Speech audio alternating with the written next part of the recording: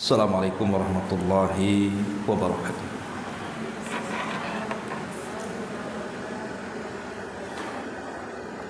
Alhamdulillah wassalatu wassalamu ala Rasulillah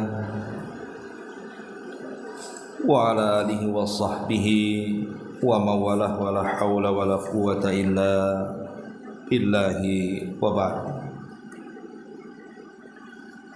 Baik, kita lanjutkan kajian kita, masih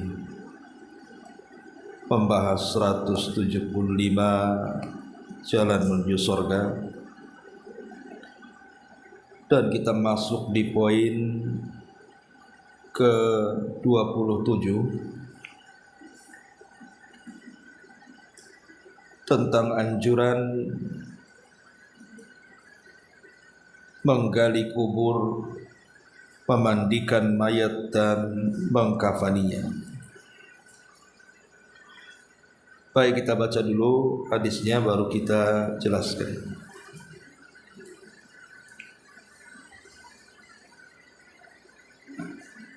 Nabi sallallahu alaihi wasallam bersabda di sini dari hadis yang dikeluarkan Imam Hakim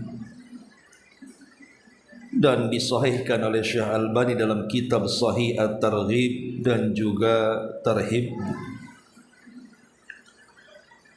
Man ghassala mayyitan fakatama alaihi ghafarallahu lahu arba'ina marratan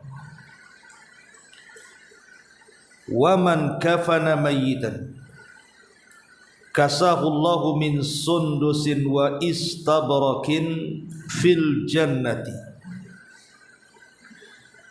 wa man hafara limayyitin qabran fa'ajnahu fihi ajrallahu lahu minal ajri ka ajri maskanin askanahu ila yaumil qiyamah. Kata Nabi, barang siapa yang memandikan mayat kemudian menyembunyikan aibnya, niscaya Allah akan memberikan ampunan baginya sebanyak 40 kali ampunan. Barang siapa yang mengkafani mayat, niscaya di sorga Allah akan memakaikan pakaian yang terbuat dari sutra tipis dan sutra tebal.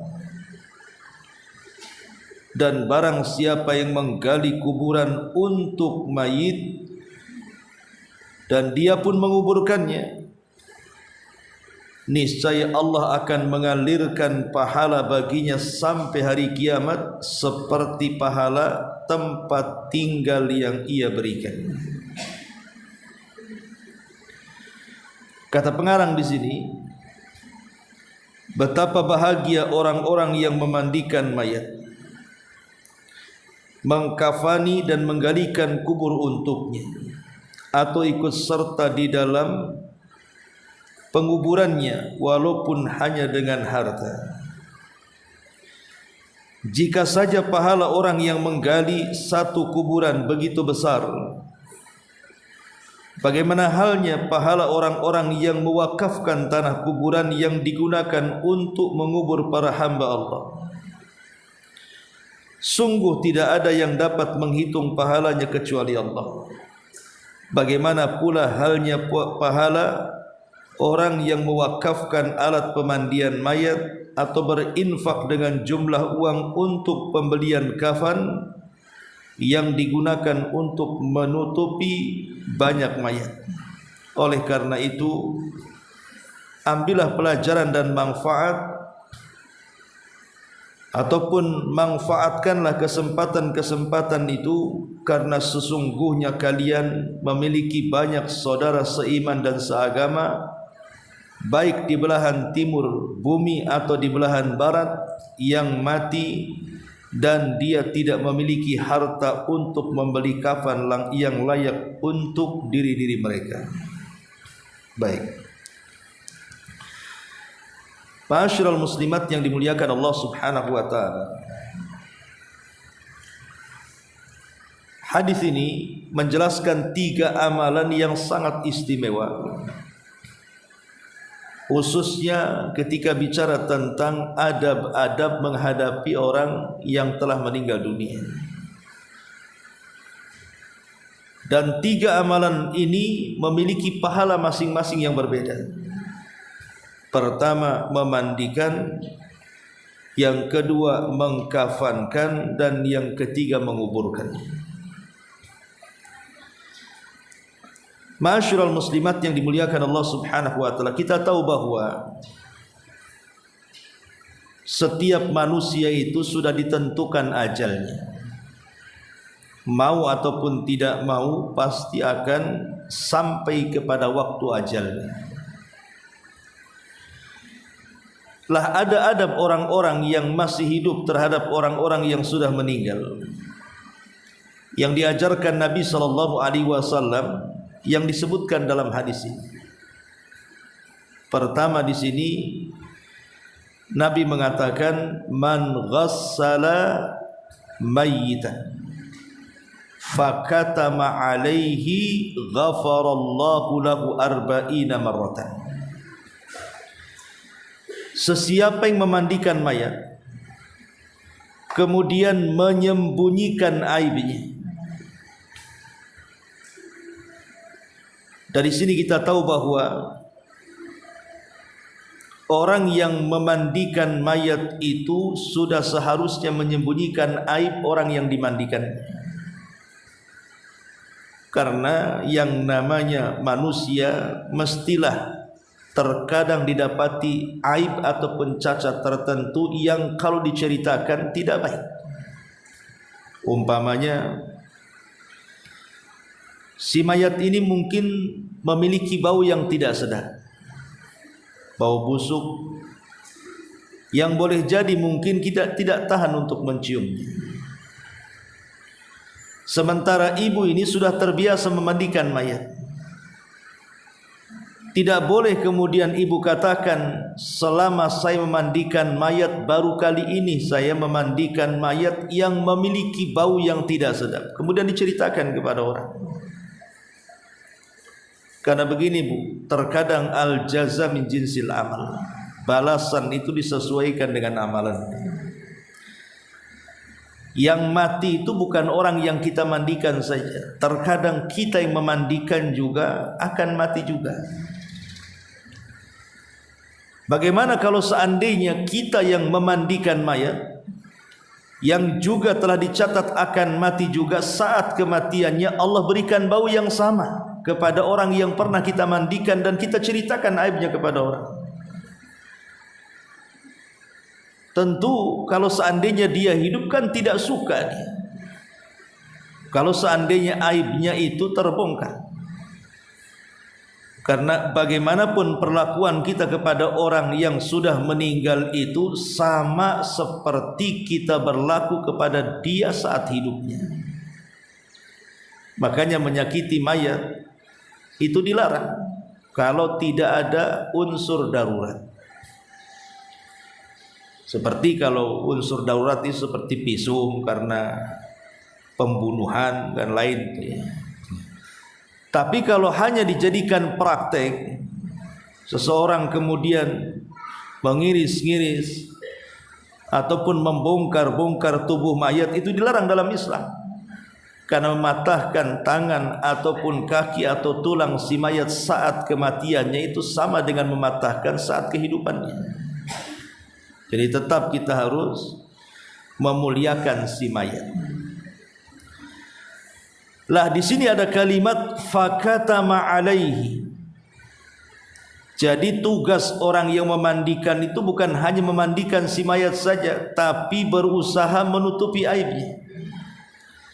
Sering saya katakan Bu, ada 5 perkara yang tidak boleh diceritakan kepada orang lain walaupun orang terdekat dari kita. Secara singkat, yang pertama, aib diri sendiri. Tidak boleh ibu menceritakan aib diri sendiri kepada orang walaupun kepada suami. Seperti mungkin ibu punya masa lalu yang tidak baik. Cukuplah masa lalu itu ibu pegang sendiri. Cukuplah masa lalu itu yang tahu ibu dengan Allah saja. Jangan ada yang tahu selain ibu. Karena Rasul mengatakan kullu ummati mu'afan illal mujahirin. Setiap umatku akan dimaafkan dosa-dosanya kecuali orang-orang mujahir. Kemudian sahabat bertanya, siapa mujahirin itu wahai Rasul? Maka Nabi mengatakan, wa inna minal mujahirati an ya'mala ar-rajulu bil-laili amalan thumma yusbih wa qad satarahu Allah. Termasuk amalan mujahirin itu, seorang laki-laki atau seseorang atau siapapun, dia melakukan sebuah perbuatan maksiat di malam hari, kemudian Allah tutupi. Tidak ada yang tahu maksiatnya kecuali dia dengan Allah saja. Nah, setelah Allah Subhanahu wa taala tutupi maksiatnya, fayaqul, dia malah mengatakan, ya fulan amiltul barihata kada wa kada. Wahai fulan, aku sudah berlaku maksiat semalam, maksiat ini dan itu. Padahal Allah sudah tutupi itu maksiatnya, malah diceritakan kepada orang. Inilah yang disebut dengan mujahirin yang tidak akan dimaafkan Allah. Makanya tidak boleh menceritakan aib diri sendiri. Yang kedua, tidak boleh menceritakan aib orang.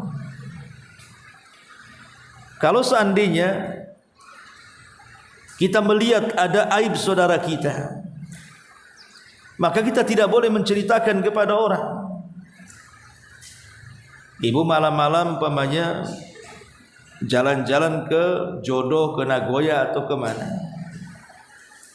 nampak kawan ibu yang satu pengajian umpamanya kok berdiri di depan diskotik. Ya memang kita tidak boleh langsung berhusnudzon kan, berburuk sangka. Tapi terkadang kita ini latah gitu, malah kemudian besoknya diceritakan kepada kawan-kawan yang lainnya, bos semalam saya melihat Umi Anu atau Ukhti Anu berada di depan diskotik. Ngapain dia?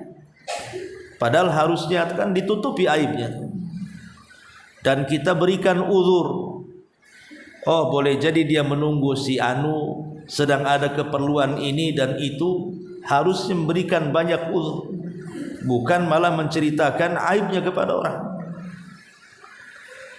Kemudian yang ketiga, urusan ranjang. Tidak boleh suami menceritakan urusan ranjangnya dengan istri atau sebaliknya. Karena Rasul yang mengatakan, inna syarran nasi indallahi manzilatan yaumal qiyamah. Sesungguhnya seburuk-buruk manusia di sisi Allah tempat duduknya pada hari kiamat itu, li rajulin yufdi ila imraatihi wa tufdi ilaihi thumma yanshuru syirraha, akhrajahu Muslim. Seseorang menceritakan urusan ranjang pasangannya, baik suami menceritakan urusan ranjang istrinya atau sebaliknya.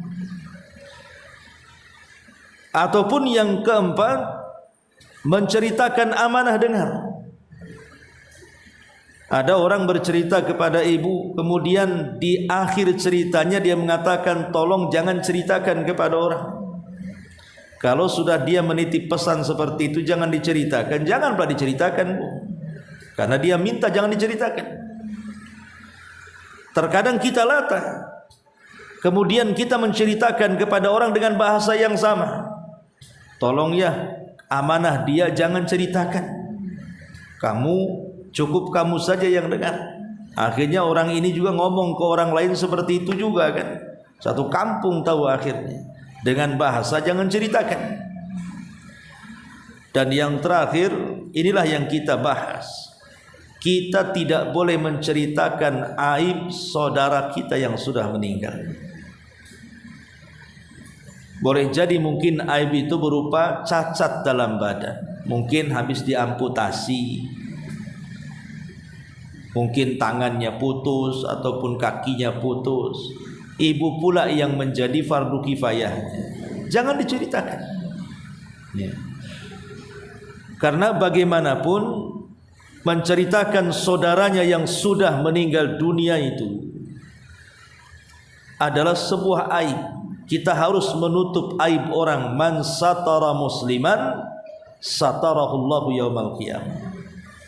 Jangan masalah ini saja, masalah yang lain contohnya. Dahulu ada seorang ulama namanya Asam Hatim Al-Asam. Hatim Al-Asam. Al-Asam itu artinya budak. Orang tuli itu dalam bahasa Arab disebut asam artinya. Tapi Hatim ini bukan ulama budak, bukan. Pura-pura budak. Pura-pura tidak mendengar. Maka disebut Hatim Al-Asam. Satu hari ada seorang wanita datang meminta fatwa. Karena mungkin ada masalah. Dia datang kepada Hatim Al-Asam.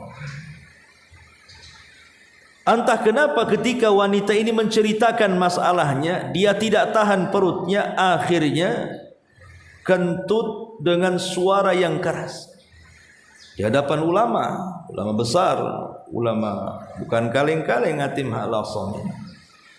Coba gimana rasanya? Tentu malulah kan begitu.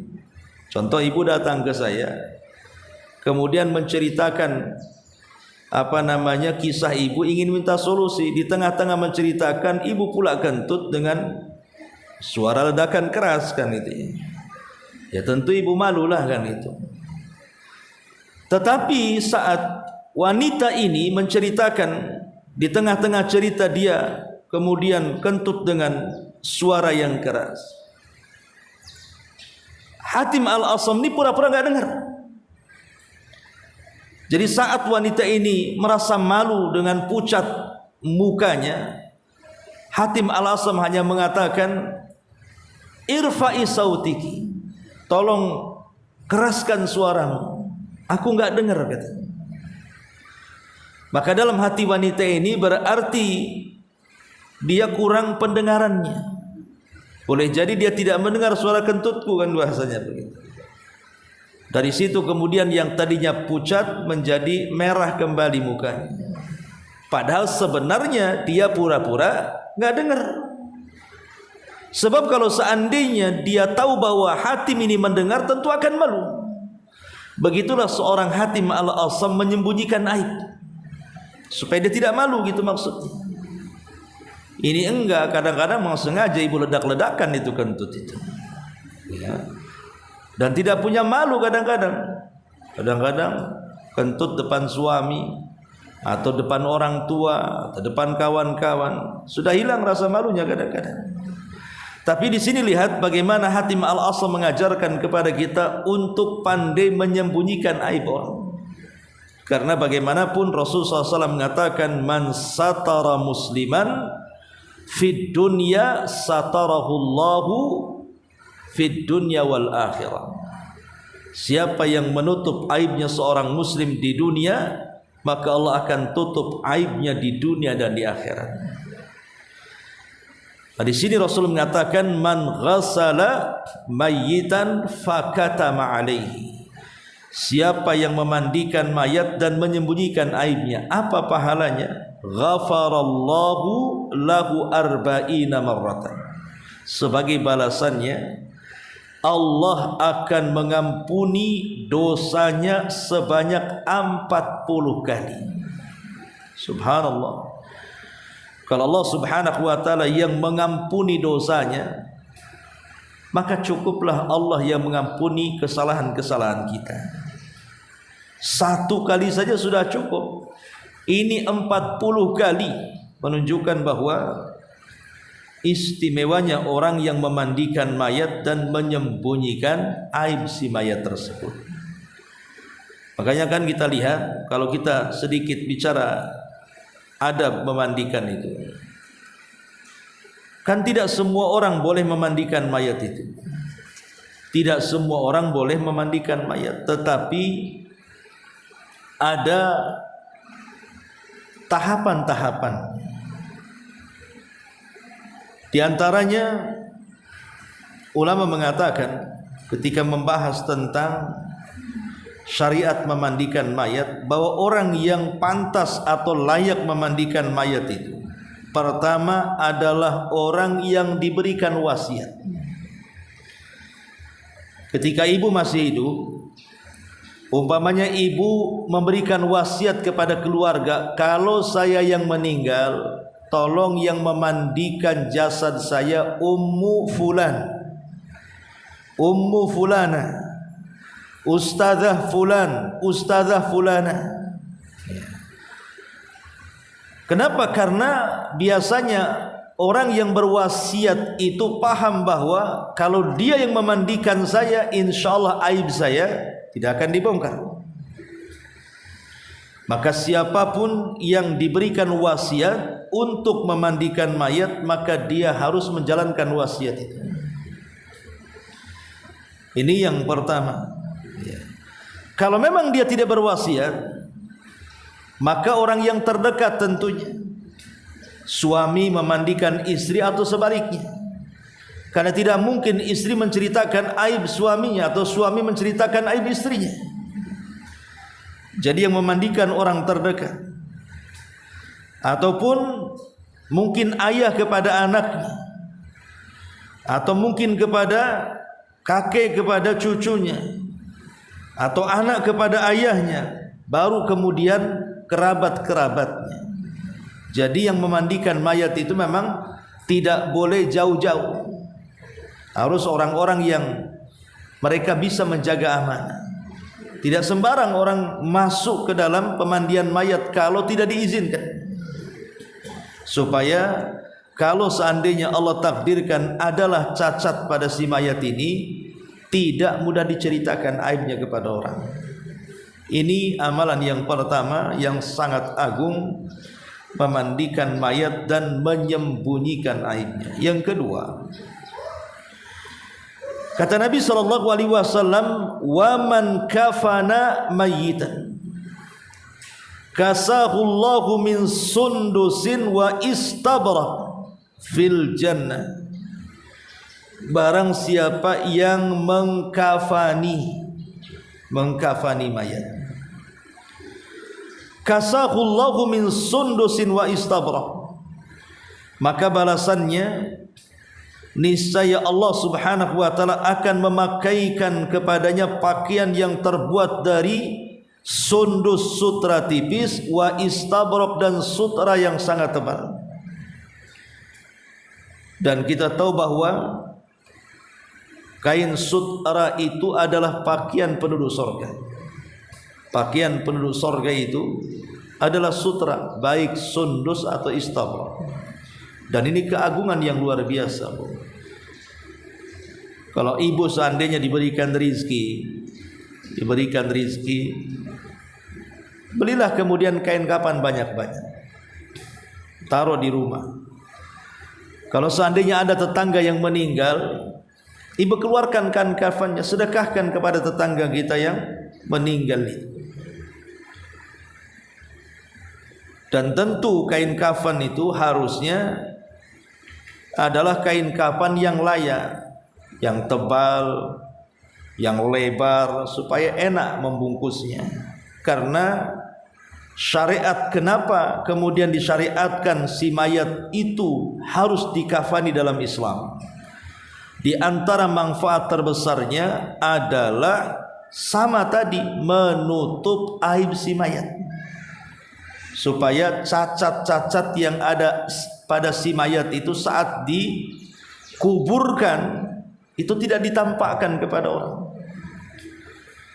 Kan tidak tahu kalau sudah dibungkus kain kafan, kan nggak tahu dia punya luka, dia bau, karena memang sudah kain kafannya dibaluri dengan minyak wangi, kan nggak keluar baunya, yang bau adalah wanginya. Jadi tujuan kenapa si mayat itu dikafani dalam Islam itu, tujuan terbesarnya adalah tadi, supaya menutup aib yang ada dalam jasadnya. Makanya orang itu dibungkus oleh kain kafan.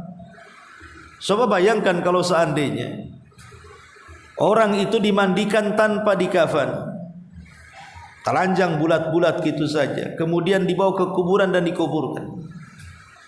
Kalau seandainya ada cacat atau aib pada si mayat itu, kan tentu akan dibicarakan orang itu nantinya. Makanya dengan dibungkusnya kain kafan itulah akhirnya aib atau cacat si mayat itu tertutupi sehingga tidak ada orang yang tahu kecuali orang yang memandikannya saja, atau mungkin keluarga yang terdekatnya. Nah, disunahkan di situ kafan itu yang lebar, kemudian yang tebal, supaya betul-betul membungkus dan menutupi, itu tujuannya. Lah di sini Nabi SAW mengatakan kalau ibu menyediakan kain kafan untuk disedekahkan kepada saudara yang meninggal dunia, maka sebagai balasannya akan diganti dengan kain sutra kelak di sorga. Dan tentu sutra di sorga dengan sutra di dunia kan akan berbeda, walaupun sama-sama namanya. Kata Abdullah ibn Abbas radhiyallahu anhuma, kesamaan sorga dan dunia itu hanya ada di nama, bukan di hakikat. Sama-sama namanya sutra, tapi hakikat sutra dunia dengan sutra yang ada di sorga itu berbeda. Syukur-syukur kalau ibu yang mengkafani. Ibu sudah yang memandikan saudari ibu, kemudian ibu pula yang mengkafaninya, maka tentu lebih besar lagi pahalanya. Ini yang kedua. Kemudian yang ketiga, di sini Nabi SAW mengatakan, wa man hafara limayyitin qabra, wa man hafara limayyitin qabra, barang siapa yang menggalikan kuburan untuk si mayat. Tidak mesti langsung terjun dengan membawa cangkul, tidak. Boleh jadi ibu yang memesankan lubangnya. Umpamanya ada saudari ibu yang meninggal, sudahlah kata ibu, saya menanggung kuburannya. Ibu telepon ke kantor yang ada di Tamiang yang jaga kuburan, pesan 1 kuburan, saya yang bayar. Itu masuk juga. Barang siapa yang menyediakan lubang kuburan atau menggali kuburan untuk si mayat, fa ajnahu fihi ajrallahu lahu minal ajri ka ajri maskanin askanahu ila yaumil qiyamah. Niscaya Allah akan mengalirkan pahalanya baginya sampai hari kiamat, seperti pahala tempat tinggal yang ia telah berikan kepada si mayat. Kalau seandainya ibu menyediakan 1 lubang kuburan untuk saudarinya, berarti ibu sudah dapat 1 istana di sorga. Kalau 2 lubang kuburan, ya 2 istana. Kalau 3 lubang kuburan, 3 istana, dan begitu seterusnya. Jadi Allah janjikan tempat yang sangat indah dari istana-istana sorga bagi siapapun yang menyiapkan lubang kuburan untuk saudarinya. Inilah 3 amalan yang luar biasa. Tapi kan tidak mungkin seorang wanita ke kuburan menguburkan, tugasnya laki-laki kan. Tetapi memungkinkan ibu membeli kuburan kan? Tidak harus datang ke kuburan. Makanya kemudian catatan dari pengarang di sini, walaupun hanya dengan harta, pamannya ibu tidak langsung memandikan, ibu yang bayar orang yang memandikan. Ibu tidak langsung mengkafani, tapi ibu membelikan kain kafannya. Ibu tidak langsung menggali dan menguburkannya, ibu yang membeli lahat kuburannya. Maka itu masuk kepada hadis ini tentang keutamaan orang-orang yang memfardu kifayahkan si mayat di sini. Ma'asyiral muslimat yang dimuliakan Allah Subhanahu wa taala. Di dalam hadis Nabi sallallahu alaihi wasallam kita tahu bahwa di antara syariat Islam ketika berhadapan dengan orang yang meninggal dunia adalah dengan cara menyegerakan. Tidak boleh kemudian mengakhir-akhirkan dalam mengurus jenazah. Kalau sudah pasti yakin bahwa dia meninggal dunia, Maka kita tidak boleh kemudian membiarkan si mayat itu dibiarkan begitu saja. Jadi harus cepat dimandikan, harus cepat dikafankan, disolatkan dan dikuburkan. Sebab ada hadis Nabi mengatakan asri'u bil janazah, segerakan kalian memfardu kifayakan jenazah itu. Sebab kalau dia orang baik, maka itu kebaikan bagi si jenazah. Berarti kalau kita lambat-lambatkan, kita zalim kepada dia.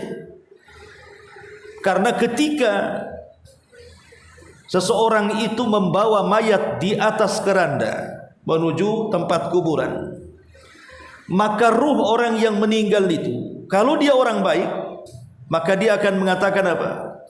Qaddimuni, qaddimuni, segerakan aku, segerakan aku.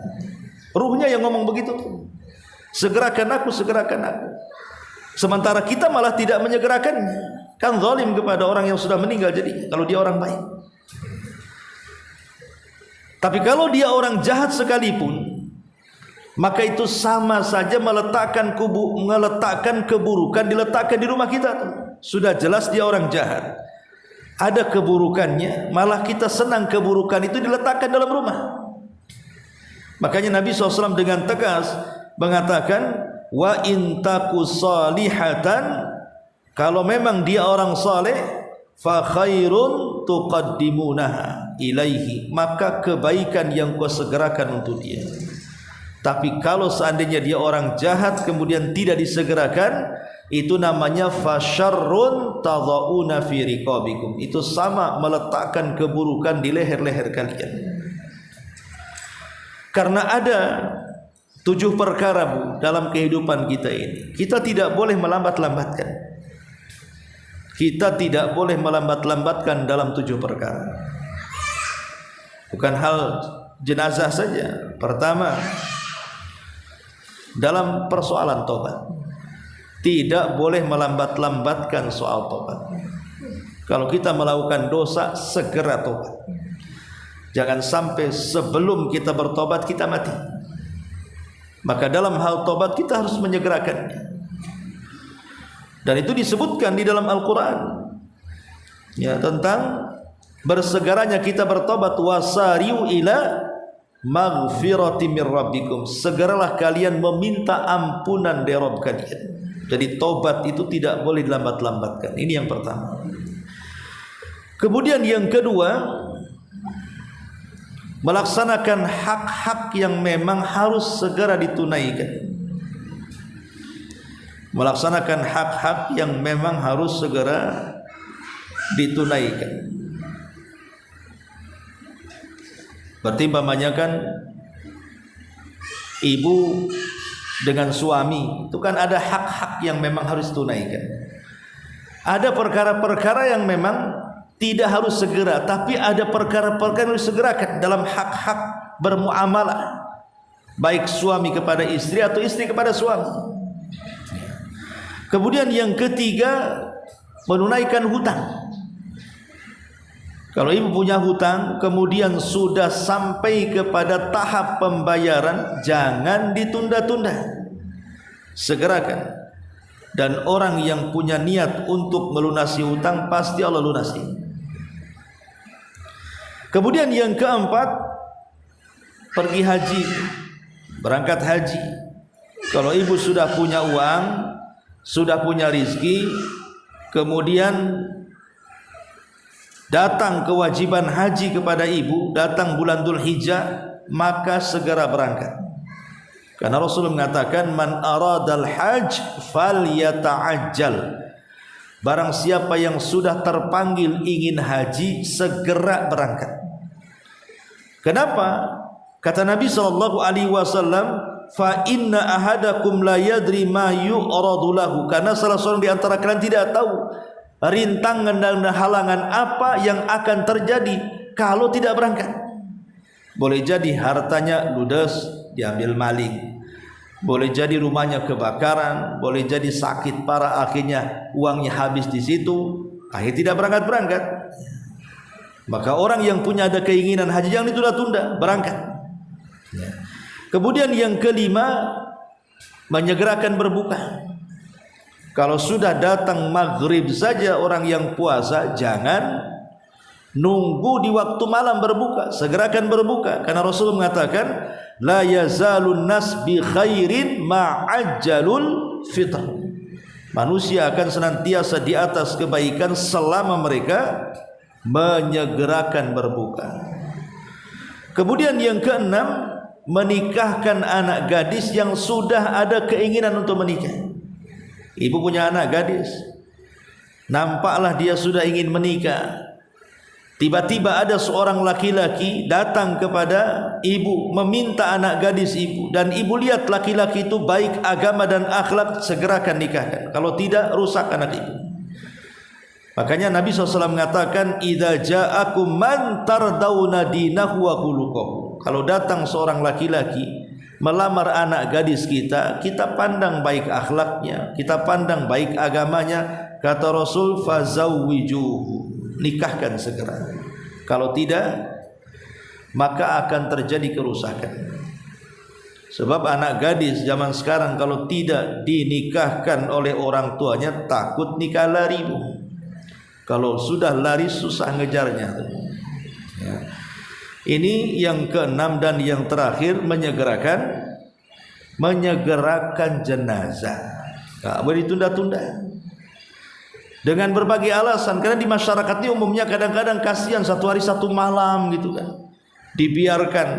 Alasannya, oh saudaranya belum datang, anaknya belum datang, pamannya belum datang, dan begitu seterusnya. Masih di bandara, masih beli tiket, masih di jalan, macam-macam ya. Padahal sebenarnya kedatangan mereka pun tidak ada manfaatnya juga, karena yang dihajatkan mayat itu bukan kedatangan mereka.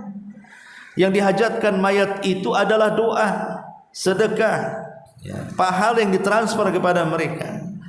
Lah ini yang dikatakan Nabi SAW, asri ubil janazah, segerakan dalam rangka memfardu kifayakan jenazah, baik dengan urusan memandikan, baik dalam urusan mengkafankan, menyolatkan, sampai kepada menguburkan. Ini yang disebutkan para ulama tentang tiga perkara dalam hadis ini. Wallahu alam. Saya kira cukup sampai di sini dulu. Sebelum saya tutup, silakan kalau ingin bertanya.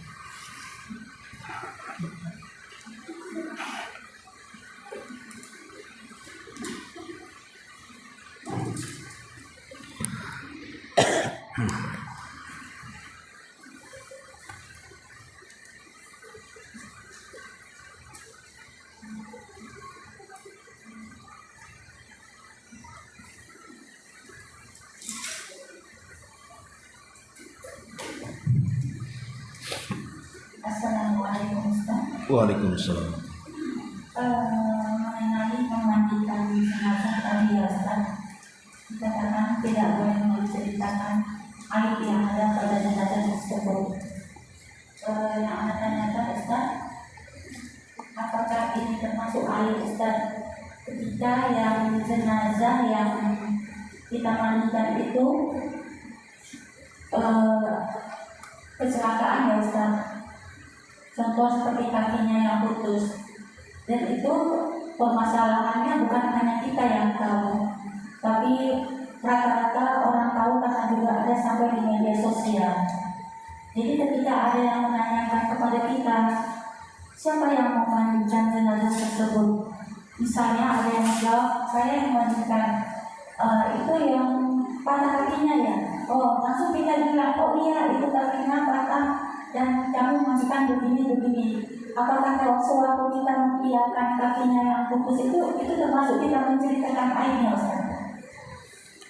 Ya, alhamdulillah, salatu wassalamu ala Rasulullah, amma ba'd. Wallahu alam, tapi yang jelas bahwa kalau seandainya kasusnya seperti yang diceritakan, memang orang sudah tahu dia kecelakaan, putus tangannya, putus kakinya, terpisah kepalanya dan begitu seterusnya. Kemudian kita ditugaskan untuk memandikan. Setelah mandikan kemudian ditanya, itu gimana? Apakah si mayat itu betul putus kakinya? Ada pertanyaan seperti itu. Ya ibu katakan saja, tidak ada masalah. Kan ibu menceritakan sebuah jawaban dari sebuah pertanyaan. Ibu tidak menceritakannya tapi ibu menjawab orang yang bertanya. Kalau menjawab orang yang bertanya, maka lihat-lihat dulu siapa orang yang bertanya itu. Ini kalau yang bertanya mungkin orangnya dianggap amanah oleh ibu, ya kalau ibu iyakan insya Allah mungkin orang paham kan itu. Tapi ada orang-orang yang bertanya itu memang mencari-cari aib. Kalau itu terkenal orang itu mencari-cari aib, ya tidak perlu dibahas, tidak perlu dijawab pula keinginannya. Karena dikhawatirkan kemudian akan diceritakan kepada orang. Dan tidak perlu diceritakan bagaimana ibu mandikannya. Cukup ibu katakan saya sudah mandikan, selesai. Tidak perlu detailkan. Oh saya sudah kasih ini, sudah kasih itu, tidak perlu. Ya cukup ibu tahu yang tahu ibu yang mandikan saja. Tidak perlu dirinci kalau menceritakan. Alhamdulillah sudah saya mandikan, kan begitu saja. Ya memang dia putus tangannya, tapi alhamdulillah sudah saya mandikan. Tidak perlu ceritakan, aduh itu darahnya, ini itu baunya begini dan begitu. Itu sama dengan menceritakan aib si mayat namanya. Wallahu alam, saya kira kalau hanya menjawab iya gitu saja ya tidak termasuk lah. Wallahu a'lam. Saya bertanya ya Ustaz, ketika kita memandikan jenazah, terus kita juga menyampaikan kepada teman-teman kita pas waktu itu bagaimana cara memandikan jenazah, tentu ada pertanyaan bagaimana kalau jenazah yang normal biasa. Terus yang seperti tadi ada yang putus kakinya, terus jenazah seperti yang pernah memandikan bermacam-macam bentuknya Ustaz ya. Ada yang sampai kepalanya terbelah, ada yang jadi hal-hal yang Anda dapatkan di dalam praktek memandikan jenazah untuk membahas kepada yang ingin belajar memandikan jenazah. Itu anak angkat cerita, namun tidak anak ceritakan siapa orangnya, tapi caranya begini, cara orangnya ketika kakinya begini, cara wudhunya begini, kalau kepala terbelah, tapi tidak menceritakan baunya apanya. Itu termasuk menceritakan baik Ustaz?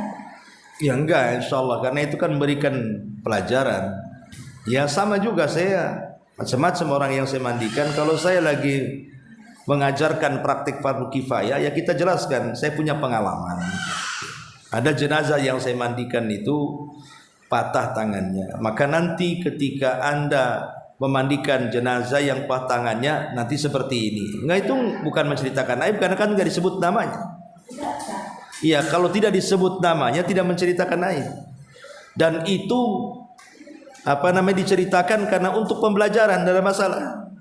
Tapi kalau sudah disebut namanya, itu saya punya pengalaman waktu meninggalnya Ummu Anu. Nah, itu kan sudah disebut Ummu Anunya tuh. Nah, itu tidak boleh. Nah, tapi kalau dia mengatakan secara global saja, ya saya punya pengalaman waktu memandikan jenazah.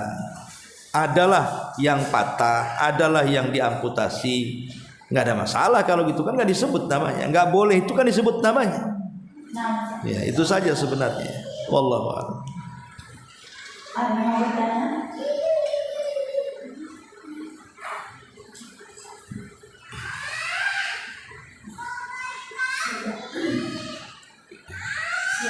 Saya baru tahu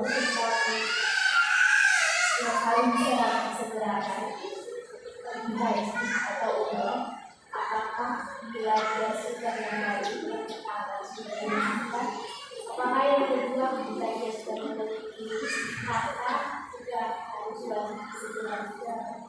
Tidak, yang pertama maksudnya haji wajib. Kalau haji kedua itu sudah sunnah hukumnya. Terkadang haji yang kedua, yang ketiga pun lihat maslahatnya. Kalau ada perkara yang lain yang lebih dihajatkan, tidak perlu haji lagi. Kan kewajibannya sudah gugur, sudah selesai, sempurna rukun Islamnya. Tapi kalau ada kelebihan harta, ingin haji, ya berangkat saja. Itu bagian daripada sunnah. Atau umroh. Umroh pertama ada yang mengatakan wajib, yang kedua ya sunnah kan gitu ya. Karena begini bahwa kalau memang seseorang itu ingin menambah perkara wajib dengan perkara sunnah, tentu ini sebuah kebaikan. Di zaman sahabat ada seseorang datang kepada Rasul mengatakan, "Ara'aita in shallaitul maktubah wa sumtu ramadan wa ahlaltul halala wa haramtul harama adkhulul jannah. Rasul, bagaimana pendapatmu jika aku hanya mencukupkan solat wajib saja, puasa Ramadan saja, jadi dia tidak solat sunnah, tidak rawatib, tidak duha, tidak tahajud, tidak witir, dia solat 5 waktu saja. Kemudian dia pun tidak pernah puasa, tidak Syawal, tidak Dzulhijjah, tidak Muharram, tidak Kamis, tidak Daud, tidak Ayyamul Bid, pokoknya dia hanya Ramadan saja. Kemudian dia mengatakan, dan aku halalkan yang Allah halalkan dan aku haramkan yang Allah haramkan, apakah aku masuk surga? Kata Rasul, ya. Dalam riwayat yang lain, ya, kalau dia jujur niatnya. Kalau memang dia betul-betul jujurnya, maksudnya betul-betul menjaga yang wajib. Tapi pertanyaannya, siapa yang tahan menjaga yang wajib? Mesti ada kelalaian. Ibu bertahan sholat tepat waktu, tidak bisa. Pasti 1 hari tidak akan tepat waktu. Ibu bertahan puasa Ramadan, pasti 1 hari juga ada lalainya. Mungkin saat puasa ibu ghibah, ibu dusta. Sehingga disitulah dihajatkan kepada yang sunnah. Walaupun sebenarnya kalau kita menjaga yang wajib itu sudah cukup syarat kita masuk surga, tetapi bukan berarti melalaikan yang sunnah, karena perkara sunnah itu terkadang menyempurnakan perkara wajib. Makanya kata Imam Al-Qurtubi rahimahullahu ta'ala, siapa yang meninggalkan sunnah secara keseluruhan, maka dia telah meninggalkan keuntungan yang sangat besar dan pahala yang melimpah. Dan siapa yang meninggalkan sunnah karena meremehkan, maka itu sebuah kefasikan. Jadi tetap saja sunnah itu perlu. Walaupun sudah haji, nggak apa-apa haji lagi. Sudah umroh, nggak apa-apa umroh lagi. Sama dengan orang sudah puasa Ramadan, ditambah dengan Syawalnya, ditambah dengan Dzulhijjahnya, ditambah dengan Muharramnya, ditambah dengan Senin Kamisnya, Daudnya, Ayyamul Bidnya, tidak ada masalah, bagus kan itu. Sudah sholat wajibnya, ibu tambah dengan rawatibnya, dengan nafilahnya, dengan duhanya, dengan witirnya, dengan tahajudnya, itu bagus lagi. Karena bagaimanapun kita mencukupkan yang wajib saja terkadang ada kekurangan, maka kekurangan itulah disempurnakan dengan yang sunnah. Tetapi kewajiban menyegerakan tentu yang wajib. Yang wajib itu disegerakan. Adapun yang sunnah itu sebagai penyempurna. Haji pertama wajib disegerakan kalau sudah mampu. Kalau sudah haji kedua itu jadi sunnah hukumnya. Ya, bisa haji nanti-nanti gitu, tidak harus, karena kan ibu sudah gugur kewajiban rukun Islam. Wallahu a'lam. Baik, saya kira cukup sampai di sini. Subhanakallahumma wa bihamdika, asyhadu an la ilaha illa anta, astaghfiruka wa atubu ilaik. Allahu ta'ala.